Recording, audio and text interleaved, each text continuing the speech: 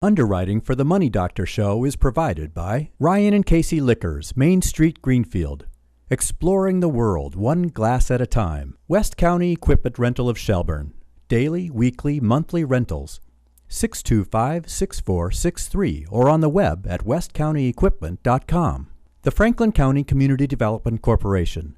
Growing sustainable businesses and communities since 1979.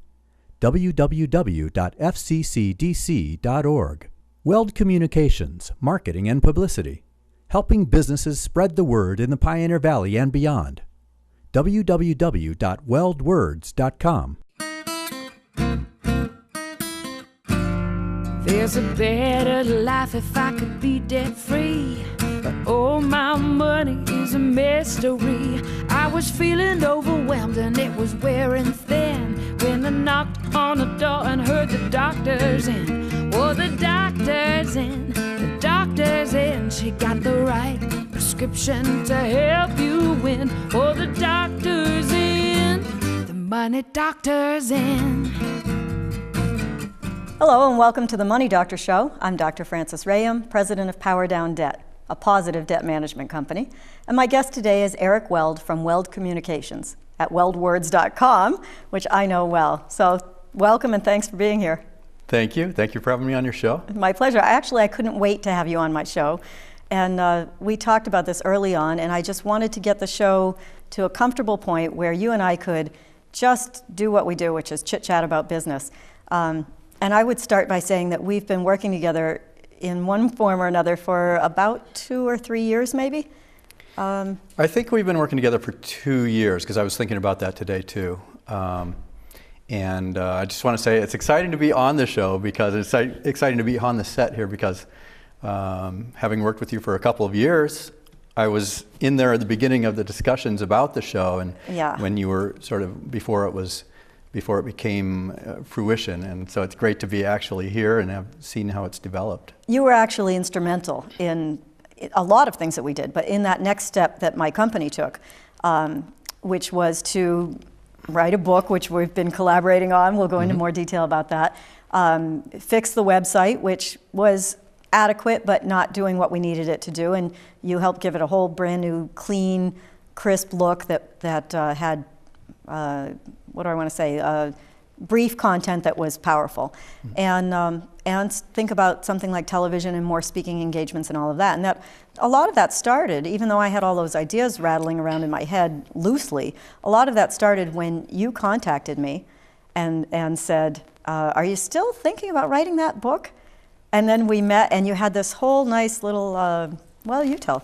You had this presentation. Well, let's go back even a little further, because in full disclosure here, I'm a client of yours. I became a client of yours before you actually became a client of mine. So thank you. It's been a great long-term symbiosis, but it started out where I came to you. I think I heard a radio commercial of yours, and things felt pretty dire to me at the time.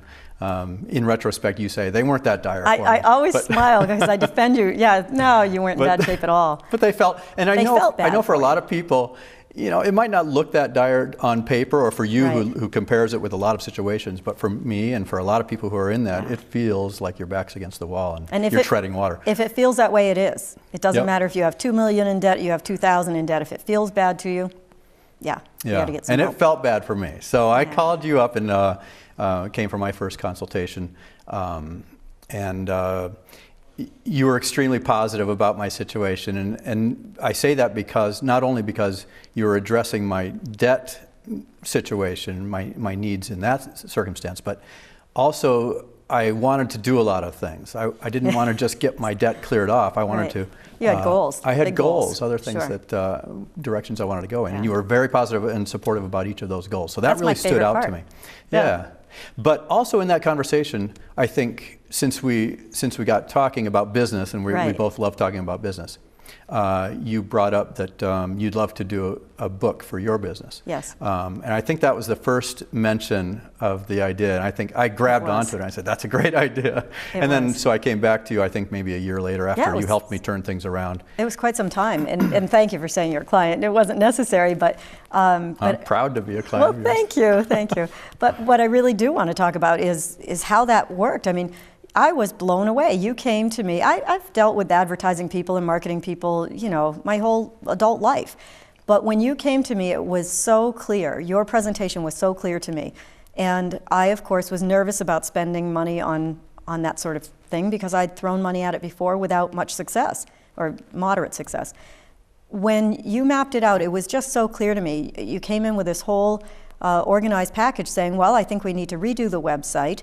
I think, you know, if we're going to work on a book, then we should think about speaking engagements because they go hand in hand. You know, and you had this order of things that you thought should be done. And we talked a little bit about, you know, TV and public TV and whether that would be a possibility or not because people had been asking me for a few years to do it.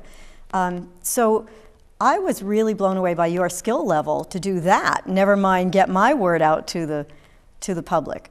So tell me how that works for you. How did you organize all of that in your head? How did you take what I said, which I didn't think was very much, and come up with that kind of a plan?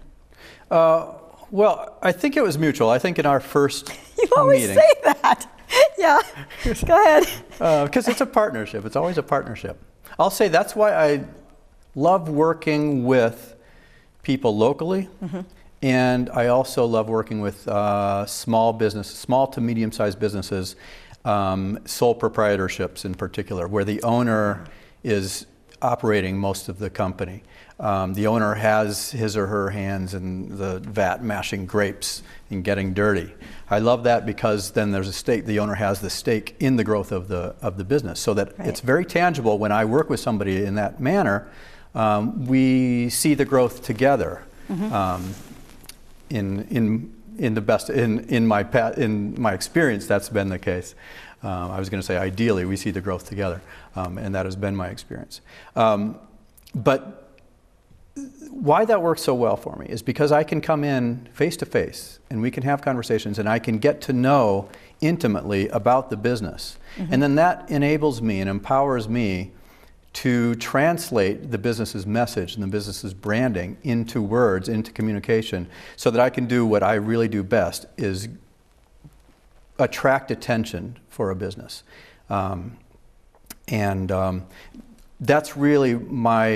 That's really my business, is attracting attention, attracting prospects for my clients, and bringing prospects to their doorstep so that they can do the point of sale and complete the transactions. Sure. And I can't remember what your original question was. What what was? But that's what happens with us. We start talking about business, and we often get off on tangents. Oh, I said, how was it? You answered it pretty much. How is it that you create that nice presentation that meant something to me? I understood.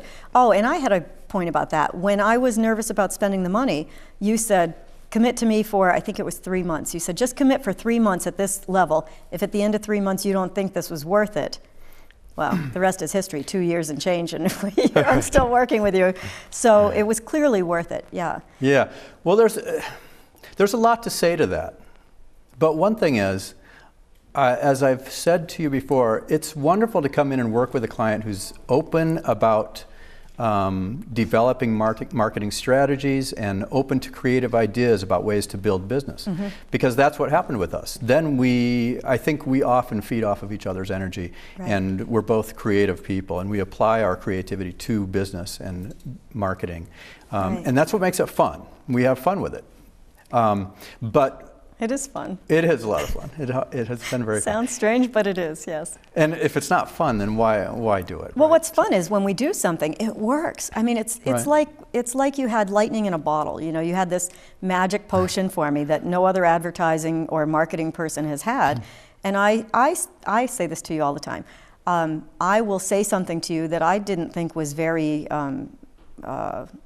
well said at all. I'm stumbling over my words again, as I often do when I'm with you, humbled a little bit by your command of the language. So I will say something to you, and you somehow glean from that the meaning and translate it into assimilatable, is that a word? You translate it into language that someone else, the general public, understands, and they actually get what we mean. Instead of speaking in jargon, I mean, if I did my own ads, they would sound like a financial textbook. There's no doubt about it. I'd say, what? You don't want to pay 400%, you want to pay 332.68%, and people would be asleep instantly. You grab that kind of a message and you turn it into something real that people understand and relate to. And they respond. Every time we've done this, the phone rings. You know, my business has grown, and there's no doubt about it. It's because of what you've done. Well, thank you. It's been great. It's been great working together. I guess my strong point, my strength is translating the message and the brand of a business into words that are communicable to the public. See what he said? That's what I mean. And that's why I'm much more comfortable in front of my computer than I am here on camera. You're doing okay. Incidentally, I love punching out words on the computer and speaking that way to a lot of people. When you send things to me, I give you an idea, you map it out, you send me a draft, and I proof it, and I send changes back to you. When we do that, and we have a whole system design that works well for us, very often there might be some changes. I might say, I can't say this, this is the proper way to say that, you know, to keep myself out of trouble financially or whatever. But most often in the margins are these little notes like, I love this, or a little, right? It's true, isn't it? Yeah. Like little smiley faces, or I never would have thought of saying it that way. What's interesting to me, especially about that, is the more we work together, the more you've learned to write like I think. You don't have a cookie cutter approach. You don't say, I'm corporate and this is how corporate is done, and I have another financial business over here, so this is going to be just like that. Not even close. I mean, you learn how I speak and how I think, and you help me with that. And when the stuff comes back to me, it's what I was thinking that maybe I couldn't have said as well as you did. It's pretty neat. Thank you again. It's like a mutual admiration society here, but really it's been great. It has been great. Well, I think one of the benefits of my background as a journalist and a storyteller is that I bring that to the table. There are a lot of copywriters out there from a sales background, and I think a sales background is great. I have a little bit of experience in sales, but the breadth of my experience is in journalism, storytelling, and interviewing people. And interviewing being one of my foremost skills. So therefore, I think that's what I'm applying when I work with someone like you, is from the outset, from the first interview and then subsequent interviews, getting to know you as the business owner as comfortably as possible, getting on the same page, and then co-opting your language. Especially, we should probably talk about the book that we've worked on, because it's close. Because we're alluding to that a lot. Yep. The margins that you write and this is great notes, which make my day every time. I love those. That process has gotten us on the same page. Now we probably spoke the same language 90% from the outset, but we've really, I think, we both are excited about business, we're both creative about business, and that's allowed us to really grow things in a positive direction every time. I want to get into your background a little bit more, but I also wanted to say that the system that we've had for working on the book is simply I talk into a recorder. I babble, and I often will apologize and say, Eric, I'm sorry for babbling, but I'm sure you'll turn this into something coherent. So I talk into a tape recorder and I send it to you. And you write a story and send it back to me. And I'm always so pleased to see that it's interesting and readable. And when we started talking about this book idea, we had this idea of people's stories, but I wasn't quite sure if it would end up being boring, if anybody would read it. And the more we've worked on it and the more we proof it, it's just astounding. I mean, I'm actually interested in reading the stories again when I get them back, and I knew what they were when I sent them to you. Well, they're great stories. They're real stories. These are people's real lives, stories. and how can they not be interesting? I mean, we have said it many times and agreed on it. Every single person has a wonderful story. Yes. I love to hear people's stories. I love to get to know about them. It's sort of licensed to get inside people's heads, and I've always felt privileged for that license when I'm interviewing somebody, and then plunking out what I hear them say onto paper and for others to enjoy. So that's what the process has been, and I think it's going to translate into a very enjoyable book. I hope so. I think so. So when we come back, let's talk about your background a little bit, when you fell in love with words, and we'll go forward from there. Okay, that sounds good. Thanks. My guest today is Eric Weld from Weld Communications. We'll be back in a moment. Underwriting for the Money Doctor Show is provided by Ryan and Casey Liquors, Main Street, Greenfield. Exploring the world, one glass at a time. West County Equipment Rental of Shelburne. Daily, weekly, monthly rentals. 625-6463 or on the web at westcountyequipment.com. The Franklin County Community Development Corporation. Growing sustainable businesses and communities since 1979. www.fccdc. Weld Communications, Marketing and Publicity. Helping businesses spread the word in the Pioneer Valley and beyond. www.weldwords.com. Welcome back to the Money Doctor Show. I'm Dr. Frances Rayam. I'm chatting today with my guest, Eric Weld from Weld Communications. Welcome back, Eric. Thank you. So when we left, we talked about, I wanted to talk more about your background. So how old were you when you fell in love with words? Do you remember how long did you want to do this kind of a thing? I do remember. I have a very clear memory of it. I think I was 9 years old when I first sat down, and I think I basically stole an old manual Brother typewriter, I should say, that was sitting in a corner of the house. I don't mean stole it from a store. Yeah. Sitting in the corner of a house, I think I stole it and squirreled it away down to my bedroom and turned on a lamp and sat there pretending I was Ernest Hemingway. And plunked out a story about, I can't remember what it was about a boy, I'm sure. And I think I just fell in love with the process, with the romance of the notion of being in a dimly lit corner, and like the writers I've always loved, and turning nothing into something. And it's always been, I think from that moment on, it's magic to me, and words to me are magic, and that we can create emotion with something with a bunch of symbols on a piece of paper. Yeah. It's a way of. It's pretty cool. It's a way of journeying inside people's heads, both ways. It's a way of getting information from people, and then it's a way for me to go and communicate to people as well.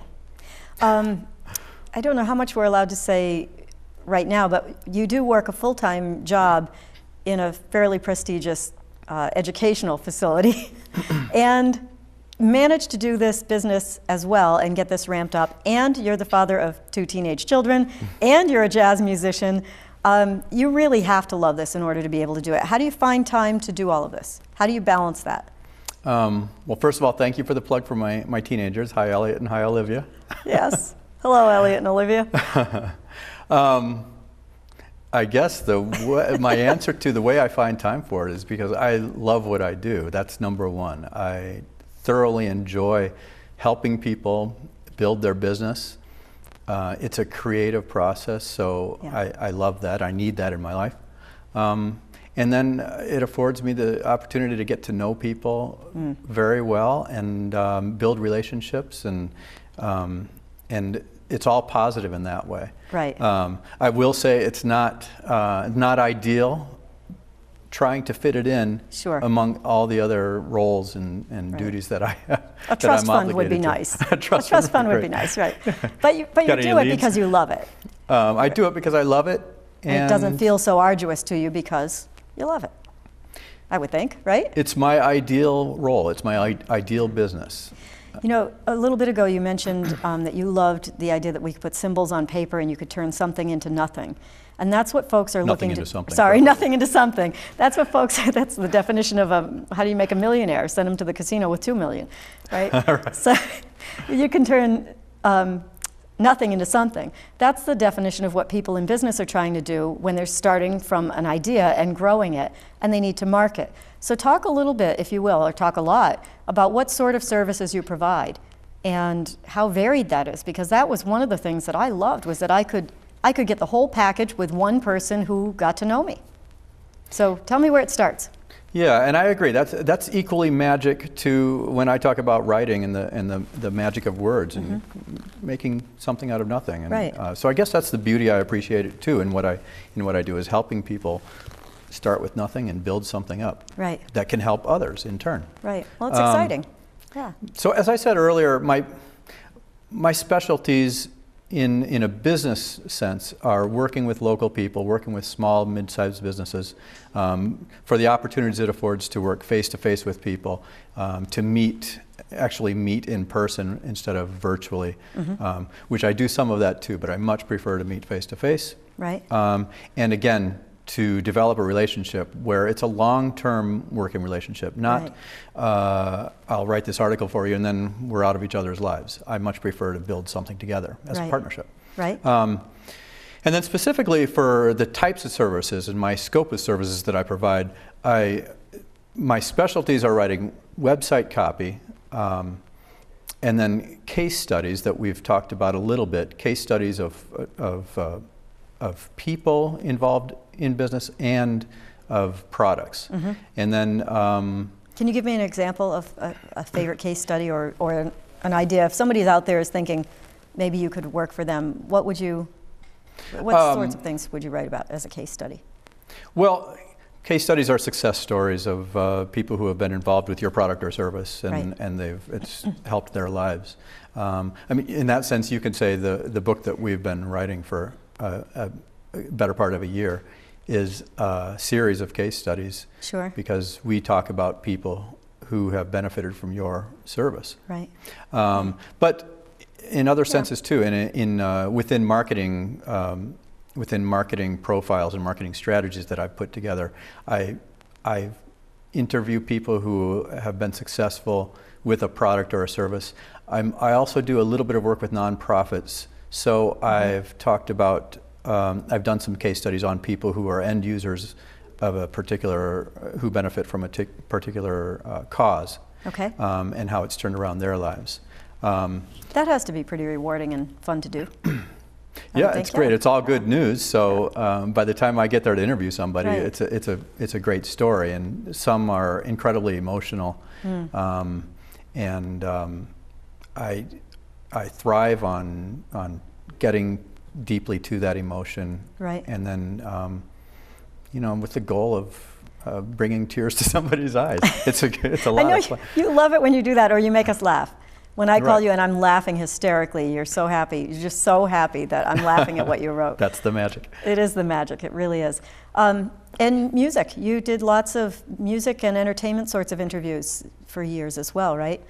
Yeah, I was an editorial freelance writer for 20 years, and I still do some of that. I still do some article writing, mostly these days about business and the business different industries in Massachusetts. But for many years as a musician and as a long time, I think my love for music probably coincided that love I had for words back when I was 9 years old. So music is a language I speak comfortably. It's my comfort zone, and I can talk about music effectively on paper. And so for many years I did reviews for magazines and newspapers. Sure. And yeah, I had some interesting interviews in the process with some well-known musicians. The reason I said that, I don't know if you want to talk about those musicians or not. Can you say any of them? Are you allowed to? Certainly, there are some. I think of Melissa ones? Etheridge. I remember you telling me about her. Well, the reason I remember Melissa Etheridge so well, now she's a household name, a worldwide known figure, is because I was pretty young when I first interviewed her, and she was coming to Northampton, and so I was doing an advance promotion article for her appearance, and I was a little stymied by the public figure of her persona. So when it came time for the interview, she had my phone number, and she gave me a call, and when I picked up the phone and said hello, not knowing who it was, back in those days with no caller ID. Right, we're dating ourselves. She said, "Hi Eric, this is Melissa Etheridge." And for a minute, I thought I was ready for this, I thought I was prepared, but just hearing that and hearing her voice, I was a little stymied, and at first I was stuttering and like a little kid again. I couldn't talk, but I recovered, and we had a great interview. And she was a very nice person. But B.B. King, Ray Charles, a lot of the big time blues musicians, and a lot of jazzers like Dave Brubeck, for example, and just people Wow. people whose stature is Big at the names. top of the jazz world. Big So, names. yeah. Absolutely. And a lot of not so big names too that have been just as good of stories and just as good of performances. Absolutely. Well, it's all about the story for you. I mean, the name is great and it gives us recognition, but for you, the thing that I liked about working with you is even if I thought, well, I don't know if I have anything very interesting to say, you would find the thing in there that really got under your skin and you'd exploit that in a good way. It's a pretty cathartic process to sit and trust you and allow myself to completely babble to you, because I really feel like I just fall over my words whenever you're in front of me. I can't find my vocabulary, and it's the only time it really happens to me badly is when I'm around you. And I've had to just trust it. I've had to give up that guard that I have, let it down, and say whatever I'm trying to say to you, even though I do it badly, because I know that when you assimilate that and spit it back to me, my words look good on paper, which is great. I don't really think you're great. nearly as bad at putting words together as you give yourself credit for, but I'm better if I can write them also, but still not good enough. Yeah, but thank you. yeah, I think it's another reason we've worked well together is, and I'll say, working on communication about debt and finance is not my background. It's been a learning process for me too. But Yes. I think you've made it easy in that you are very good at putting the important information into the communication that you give to me to work with. Well, thanks. Thanks. So my job is easy. When you speak, it's interesting, and all I have to do is translate it onto a piece of paper. And well, that's why make it a you do story. what you do, right? So, all right. So let's talk about the website for a little bit. I want to get through all the different kinds of things that you do, but when we Sure. talk about you doing a website, you actually know what's important to the search engines to look at, and it still has to read like a human, which is where you really were valuable to me. So talk about that for a moment, if you will. All right. Well, we were talking a little bit about when we first discussed the prospect of our working together. Right. And I could see clearly three main points of attack that we could go after together that I was fairly certain would help grow your business. Mm-hmm. And one was the website. I think I recognized right off the bat from looking at your website and investigating your business in the first place is that something that a lot of businesses fall into the trap of doing is creating a website, first of all, and it's static for a long time and not Right. updating, not changing, not adding. So it's fairly common knowledge now that a website needs to change. You need to add content in order for it to remain competitive in the search, Right. for SEO, for search engine optimization. The other thing that has to take place with a website is it used to be you could hide all sorts of words and meta tags in Yeah, a you can't website, do that and you could anymore. fool Right. the web crawlers into getting your SEO to be competitive. Yeah, not anymore. Now you have to have it in real human readable language. Right. So that has been good news for copywriters out there because the message has to be readable. The web crawlers, as I think you've alluded to before on the show, have become very sophisticated, and they can detect Sure. when somebody's stuffing, so to speak, their Sure. website just for SEO. If folks want to get in touch with you, how do they reach you? Well, they can reach me by email at ericweld@weldwords.com. They can Weld call Words. me at 413-265-3739. And they can certainly visit my website, which is www.weldwords.com. I love it. I always love to say, Weld Words, Weld Words. It's easy, right? Weld Words. I'm the Money Doctor. Thanks for watching. Until the next chat, keep it positive. There's a better life if I could be debt free. But oh, my money is a mystery. I was feeling overwhelmed and it was wearing thin when I knocked on the door and heard the doctor's in. Oh, the doctor's in, the doctor's in. She got the right prescription to help you win. Oh, the doctor's in, the money doctor's in.